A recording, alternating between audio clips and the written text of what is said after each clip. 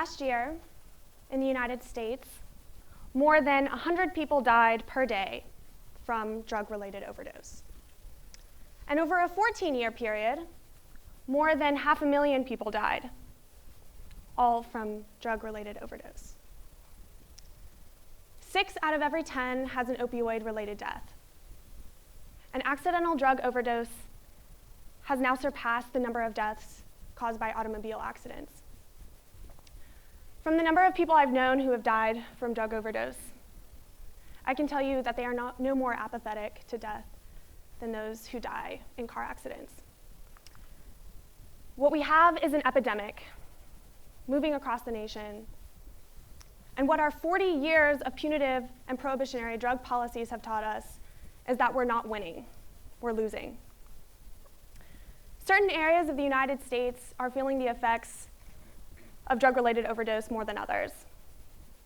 And yet we have the necessary tools to end accidental overdose in the United States.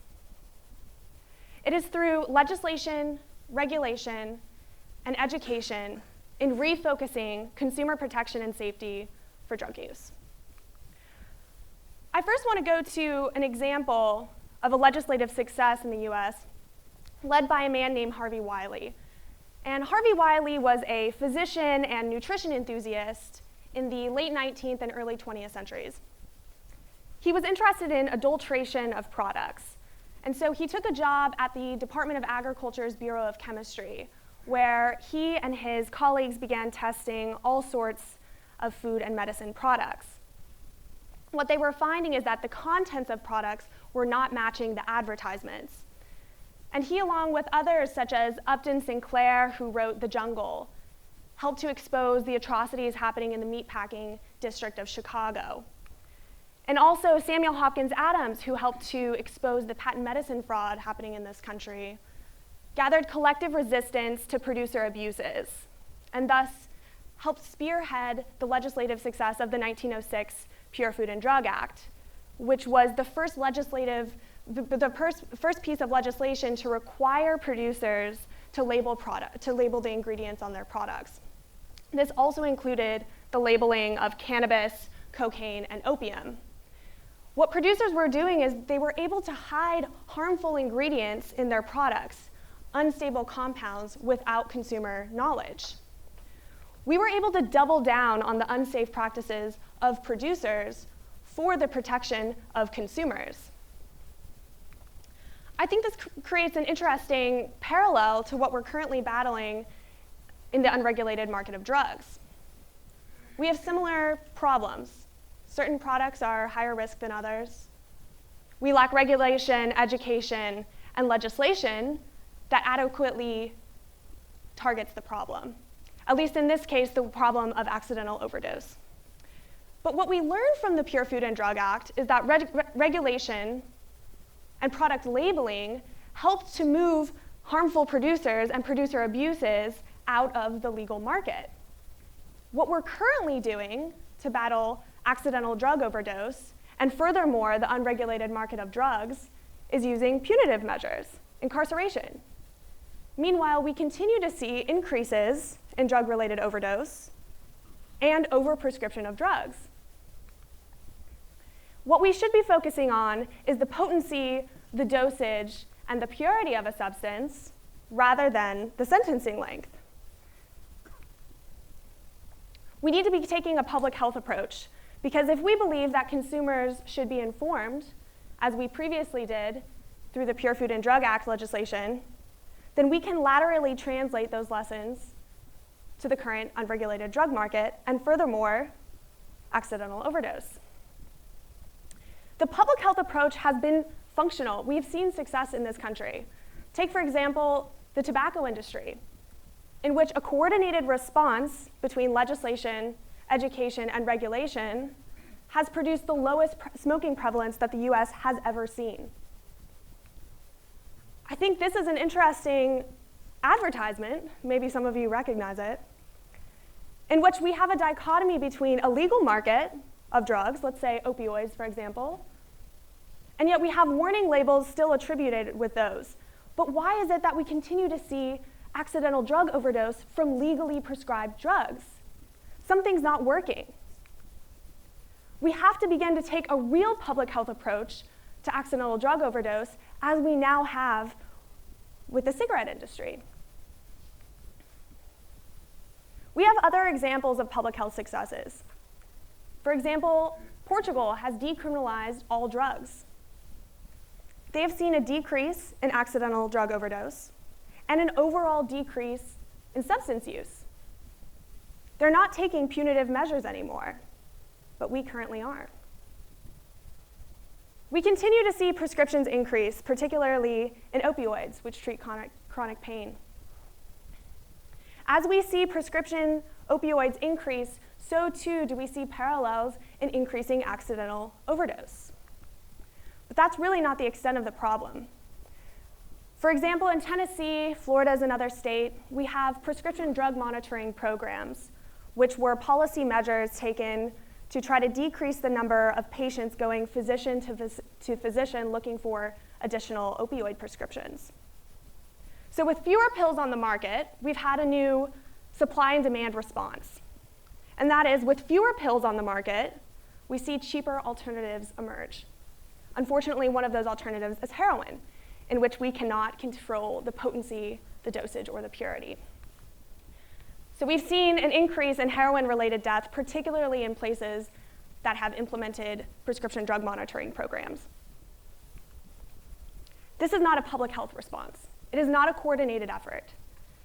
This is an approach that's trying to use certain elements of policy to create a society that eliminates drug use. But that's not really what we can achieve, because we continue to have a legal market in which you can purchase certain drugs, and an unregulated market in which you purchase those same drugs or derivatives thereof. One of our new concerns now is a drug called fentanyl. It is a synthetic opiate, which means you don't need a poppy field to manufacture and refine. It can be made in a lab, which means it's much cheaper. And fentanyl first came to the market largely in 2013 in this country, in which it was first prescribed for breakthrough cancer pain. But there are not very many people who suffer from breakthrough cancer pain. And this is a patentable medicine. Overprescription started to come. And then we began to see fentanyl on the unregulated market. Because fentanyl is the strongest opiate on this planet, many, many more times powerful than heroin. So when we began to see fentanyl come in from all parts of the world, but particularly China and Mexico, it began appearing in the unregulated market. And last year in 2015, 75 people overdosed in 72 hours outside of Chicago, and numerous deaths arose. It is because people were using past knowledge on dosage of the heroin that they had purchased or other opioids, and that was incorrect because heroin-laced fentanyl is much stronger than heroin.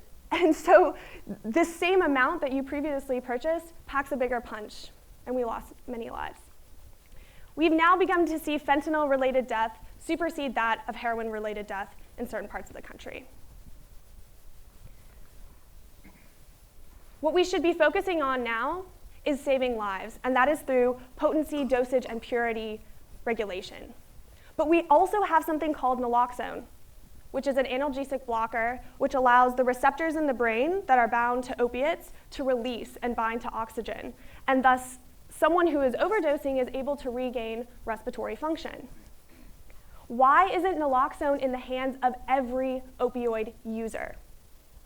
It's because our policies restrict access. But yet the same pharmaceutical companies that are producing many of these opioids are now producing naloxone. Tennessee now just introduced some legislation to have public access, easier access to naloxone, as we are beginning to feel the effects. Last year, accidental overdose was the leading cause of accidental death. Drug overdose was the leading cause of death in Tennessee. We should be reallocating funding from the criminal justice system that uses punitive measures to drug use and putting them into research and development for treatment for dependency. Suboxone is an excellent example of what we can do with new medical technology to reduce opioid dependency, and furthermore, dependency on any other kind of substance. But yet we're putting our funds into new patentable medicines for the pharmaceutical company, and then also funds that go into the industrial prison complex, in which incarcerates the people who purchase those same substances from an unregulated market. We cannot continue to use incarceration as a way to reduce accidental overdose. As we continue to see the increase in incarceration rate in this country, so too do we see increases in accidental overdose. If our societal and political goal should be to reduce the number of deaths that we lose from people who consume drugs, then we cannot continue to use this method that puts prison time over life, one that pushes people and markets underground, in which we continue to lose lives, and we continue to lose in this war on drugs. We have to end the prohibition of drugs so that quality and purity can be regulated. We have to end the prohibition of drugs so that education can be disseminated. And we have to end the prohibition of drugs so that no more lives will be devastated. Thank you.